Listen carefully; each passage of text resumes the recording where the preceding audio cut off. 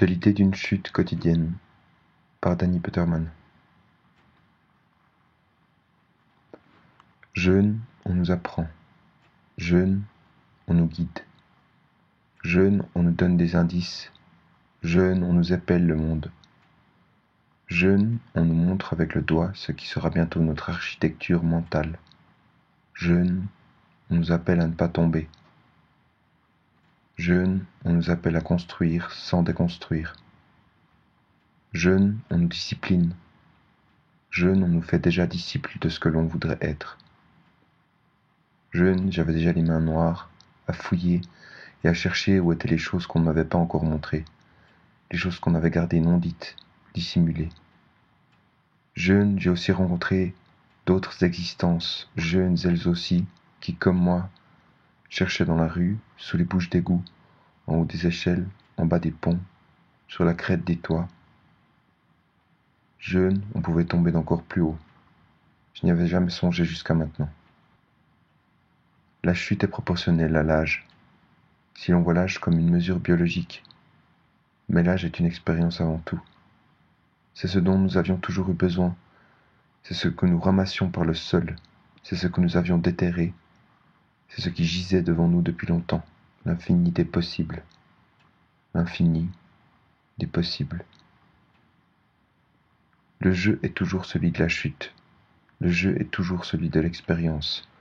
Le but du jeu est de se relever de chaque chute pour ne plus jamais retomber de la même manière, et d'apprendre des choses qu'on ne nous a pas appris par le fait d'essayer et d'échouer, par le fait d'essayer et de réussir. Les règles de ce jeu n'existent que dans le cadre simplement complexe du temps et de l'espace.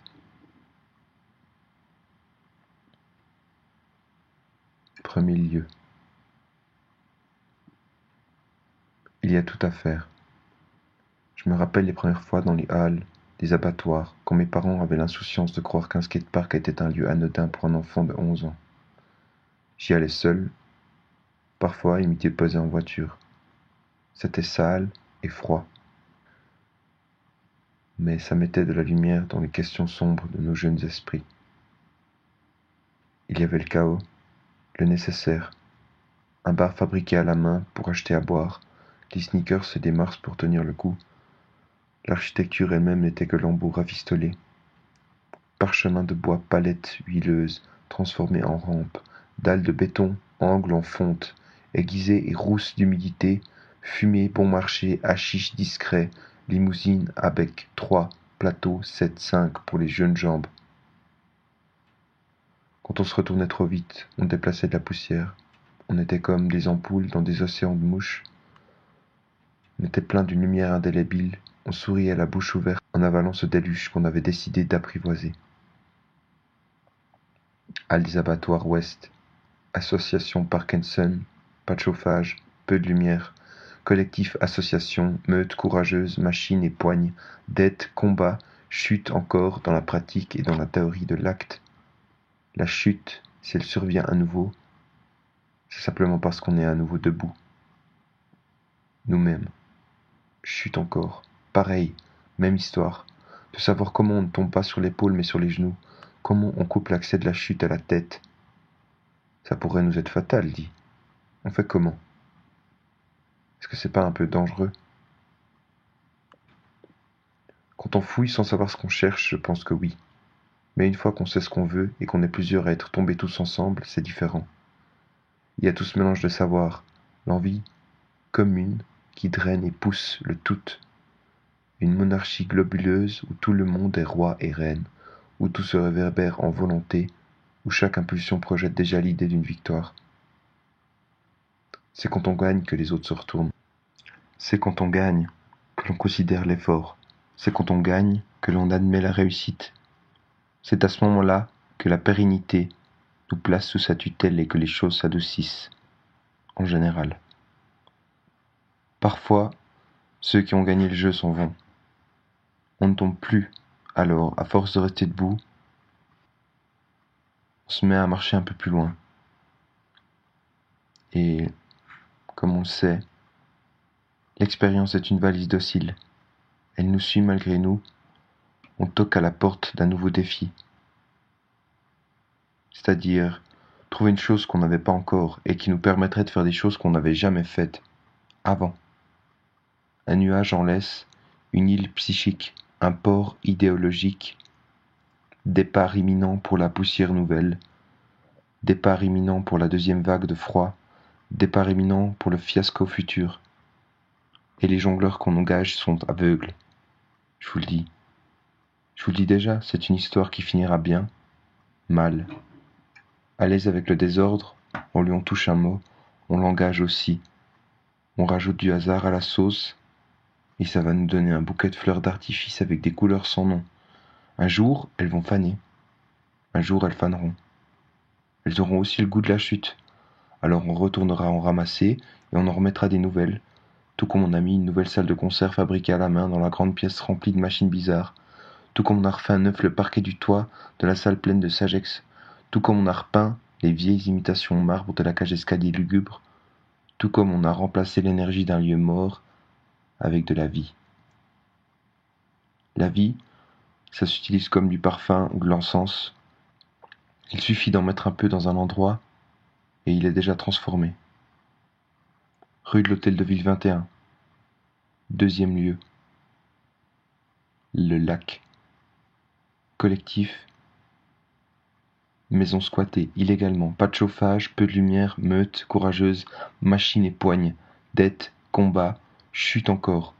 Dans la pratique et dans la théorie de l'acte, la chute, si elle survient à nouveau, c'est simplement qu'il lui est possible de nous faire défaut à nouveau, parce qu'on est de retour sur nos pieds, bien debout. Chute encore, pareil, même histoire, de savoir comment on ne tombe pas sur l'épaule mais sur les genoux, comment on coupe l'accès de la chute à la tête. Ça pourrait nous être fatal, dit. On fait comment? Je ne sais pas. Je ne sais pas. Mais si c'est fatal à l'idée de nos libertés, fatal aux rêves de nos jeunes jours, fatal à nos mains noires, fatal à notre soif de découvrir et d'échange, on échange. Que ça nous soit fatal, on est d'accord que ça nous fasse juste un peu mal des fois. Quand on se trompe et qu'on s'électrocute, chute une. Quand on s'intoxique avec notre courage, chute deux. Des points de suture sur le plaisir, à l'arcade, et 3 gros coups de poing dans le coaching ball. Chute 3, ça repart. Ça roule presque. Je pense qu'on peut y arriver si on se serre, si on serre tout ce qu'on a en commun. On est plus vieux, plus serein. On peut sûrement réussir à réaliser nos vieux rêves de quand on était jeune.